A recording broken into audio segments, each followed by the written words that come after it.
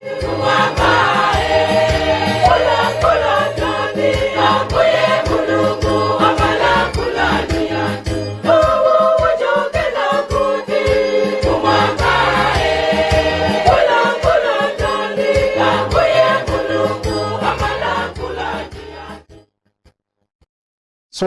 like we said at the beginning, today there's going to be wine. Because Jesus has prepared us wine. Is wine bad? Not bad, eh? Bad, eh? Is it? Is it evil? Did Jesus make evil? No. So it's okay. We'll have some. Yeah, it's fine. Wine is not bad. It's not evil. Jesus made wine for the people and they were happy. In fact, he made the best wine. So it's fine to take some wine. Doctors will tell you it's good for your health. Nutritionists will say it's good for digestion. And other people have other reasons. Only now it becomes bad when you take like you don't want to stop. Take until there's no more wine to take. Then there it becomes an issue of formation. Eh? This one is married to wine, and it becomes bad. We are not encouraging people to start taking wine. That is not the point. What we are saying is, when there is wine, there is happiness. Okay? Because there is something in wine that makes people happy. Even those that are introverts, all of a sudden become extroverts. They have all sorts of things to share. Yeah. Even those that have nothing to do with politics, they don't like politics, all of a sudden they become political analysts. Those that don't watch soccer, like myself, we become soccer analysts. All of a sudden we know what Chelsea did yesterday. We know what Liverpool did the other day. And all kind of stories. Because it, like it jumpstarts something in us and we are not the same anymore. So it has that. And that is what is happening at the wedding at Cana. When they are taking wine, everybody is happy. They are sharing stories, they are dancing, and they have a different spirit. Now, this wine which is making them happy has done what? Has run out. It is not there anymore. And in the Jewish context, when you have a wedding or you have a feast, any feast, and yet there is no wine, there is no feast at all. You cannot imagine having a Jewish feast without wine. So when wine has run out, you are as good as just going back to your homes, because there is no more reason to continue feasting. Yes, there is still plenty of chicken. There is still plenty of what? Rice. You can talk of other drinks, Fanta, Coca-Cola, whatever. But if there is no four cousins, there is no feast at all. So we should as well just say bye-bye to each other and then we disband. So people are concerned because this wine, which is making them happy and dance and all that, is not there anymore. So they are concerned because they are not ready to abandon the feast prematurely. So they are concerned. So what do? They go to Mary because for some reason they think she can speak on their behalf. They've seen Jesus do a few signs or miracles here and there, and they think he can also make some wine. He can do some magic so that the feast doesn't end. So, yeah, Mary goes to Jesus, and what does she do? She makes that request on their behalf. Jesus doesn't give a very good response. It's a bit sarcastic, Woman. Doesn't even say mother or mom or my mother. Oh, woman, what is that to you or to me? In other words, that is none of our business. That is none of your business. It's none of my business. If there's no wine, let people just go. That's the language that Jesus is speaking as he responds to Mary.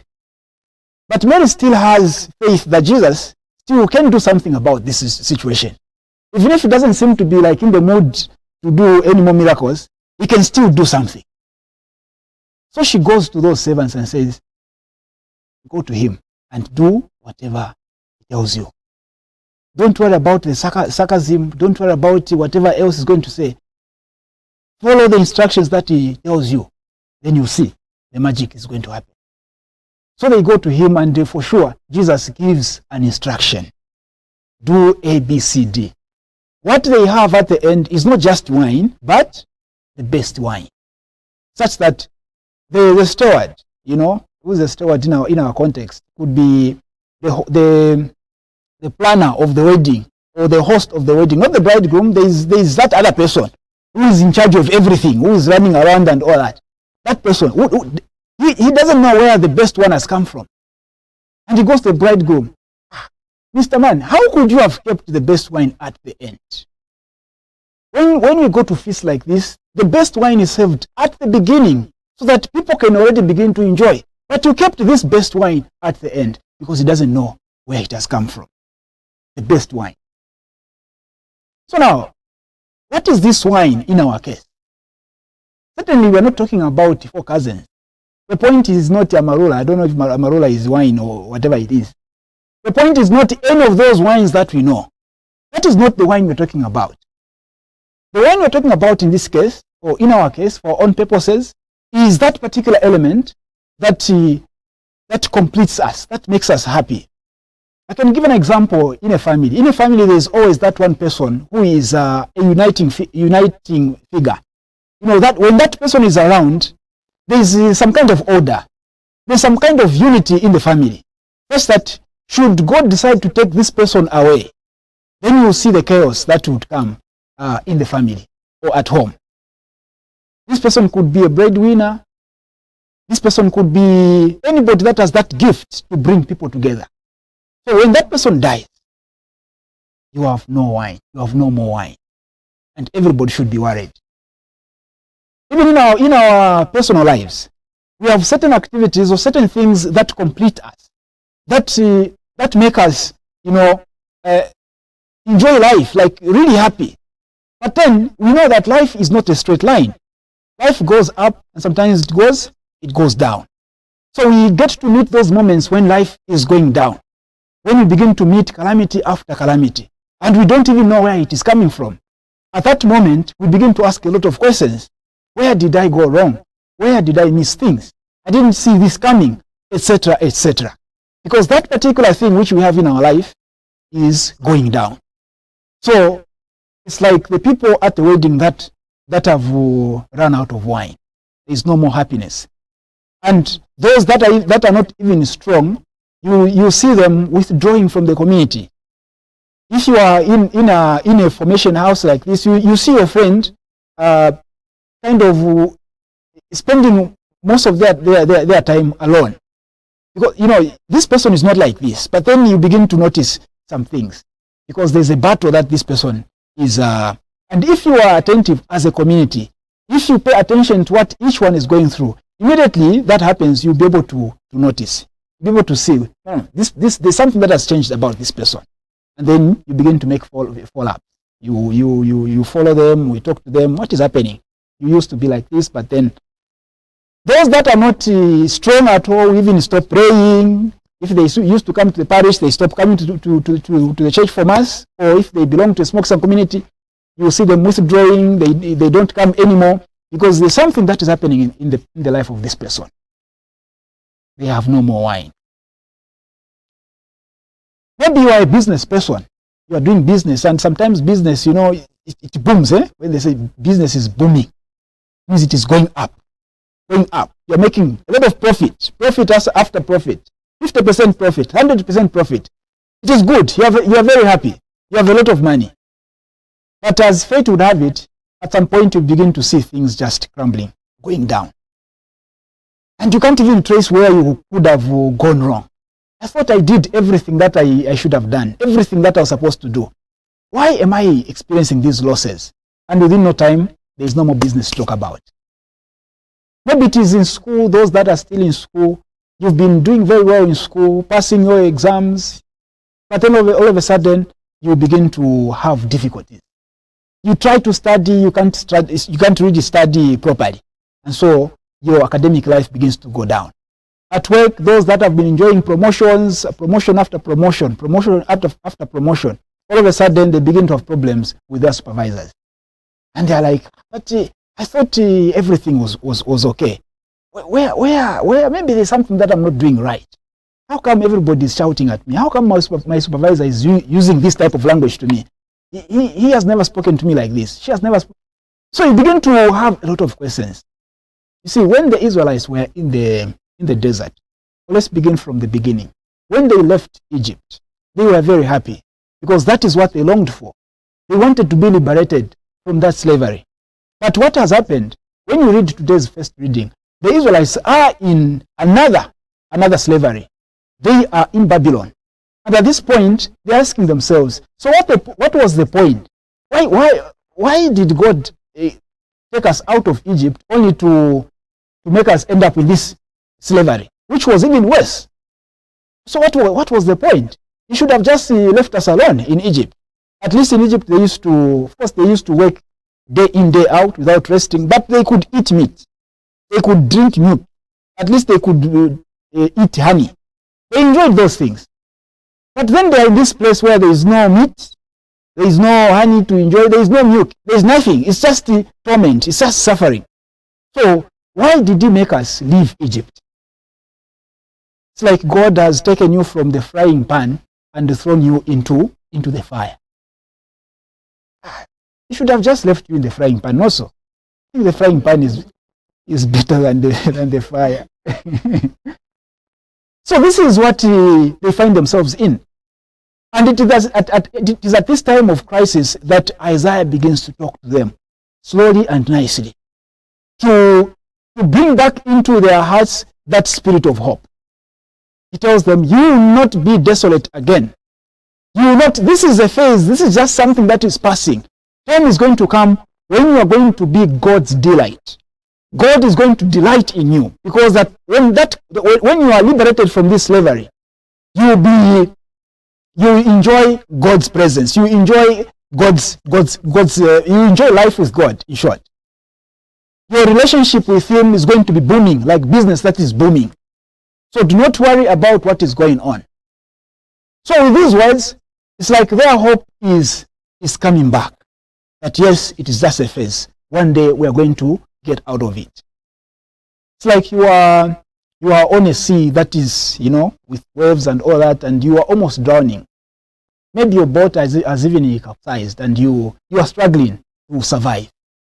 You try, those of you that know how to swim. Me, I can't swim. I don't know how to swim. In fact, I will just die if I find myself there. I don't want to go to the lake, river, or whatever, anything to do, not even a swimming pool. I don't want. So those of you that know how to swim, you can swim for hours and hours, but you see, when you are in the middle of the lake, we're talking about a lake here, not a swimming pool or some river somewhere, a lake, whereby you look like this, you can't see the end there. All you see is just waters, and it's thick water. So you find yourself in that situation. You swim for 4 hours, you don't even know whether you're going further away from the shore, you have no idea, you are just swimming. But then, you see, you're just human, so you begin to get tired. You begin to get tired and tired and tired. You can't float anymore, struggling to float. You start going down, you come out, struggling. And at that point, you literally begin to see your life going out of you. And then, all of a sudden, what you see a canoe, someone on a canoe in a far distance. What happens to you when you see a canoe in a far distance? Maybe even it is, well, if it is coming towards you, even better. But you see it going the other way. What do? You see, at that point, you have to gather all the energy that you have left, if you have any energy left at all. Everything that you have with you, you start gathering it and you put it together. And that is what you use to swim towards that canoe. Because that canoe is your salvation. If you don't reach that canoe, you know that you are dead. So that canoe becomes your source of hope. Even when you lost all hope, you gave up, say, okay, let me just die. Okay, fine, I've tried, let me just die. Then you see that thing there. Say, that is God giving me a second chance. Let me do my part.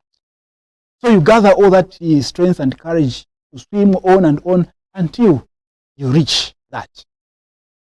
And that is how the Israelites feel when they are in that situation of torment in Babylon. So as Isaiah begins to talk to them, for them that becomes a rope to hold on to. Because then they know that this is just a phase. At the wedding at Cana, when people have lost hope for any more wine, maybe some of them, you can imagine some of them could even have started going back to their homes. And all of a sudden, they hear, what do? They go back. Something has happened. They go back. In our life, many times we become very desperate. Do you know why some people commit suicide? Because sometimes we want to throw stones at those that commit suicide or those that attempt. Some are just attempted and by God's grace they survive. Many of them out there. Do you know why somebody would reach that point? Because, taking your own life is the worst harm that one can do. It's not easy. It's not easy. Because, taking your own life means seeing yourself dying. That's what it means. Seeing your, it's different if somebody is killing you. These are two different. Okay, you are dying. The fate is, the end is the same. You will die, whether you kill yourself or somebody. But look at this. Killing yourself, squeezing life out of yourself, and somebody else doing it. These are two different things. If you have a sore somewhere and you want to have it cleaned, do you know why it is better somebody else does it? Because they are not feeling the pain. So they will do a better job. But if you have to clean that sore for yourself, you have to do the job yourself. You will not do a good job. Because you are feeling the pain. So you will not touch those areas where it is most painful. Somebody would reach the point of taking their own life because they have reached the end of the road. There is no more hope. This is the end. It's like there's a pillar in front of them and they don't know how to navigate. This is the end. That's why even our attitude towards those that commit suicide should change. Because we have no idea what was happening at the last second of the person's life. That very last moment, we have no idea. We can read those papers they leave behind, those notes. Committed suicide because he failed an exam. She failed an exam. We can read those things, maybe even laugh over them. How can somebody just take their own life because of? But we have no idea the severity of that, how it affected them, until they decided just to squeeze their own life out of them. Sometimes we find ourselves in those situations. Those who are slightly stronger would not really commit suicide, but they allow themselves to be depressed. And when you get into acute depression, you are as good as dead. Go and visit somebody who is in proper depression. That person has lost the hope. They have lost. They don't think they deserve to live anymore. Now, it is at that moment of crisis that Jesus comes on the scene and makes even the best wine. But Jesus will not just come and make wine from the blues, from nowhere. We have to make a step of faith towards him. Jesus didn't just come and say, there's no more wine. More issue. Bring those jars, put water, and no. Somebody had to make a step towards him. Somebody had to follow an instruction. Somebody had to lift those jars. Somebody had to do the work for them to have the wine that they wanted. And when we do our own part as well, Jesus meets us halfway. We have to gather all the little strength left in us, like that person that is trying to survive in the waves, on the waters. We have to gather that and walk towards Jesus so that he makes even the best wine for us. Our prayer today is that regardless of what we go through, doesn't matter how severe, how heavy the crosses we carry, regardless of all that we are going to be courageous enough to move ourselves towards Jesus and make that request. I have no more wine. We have no more wine. And Jesus will do his part. That is our prayer today. Amen.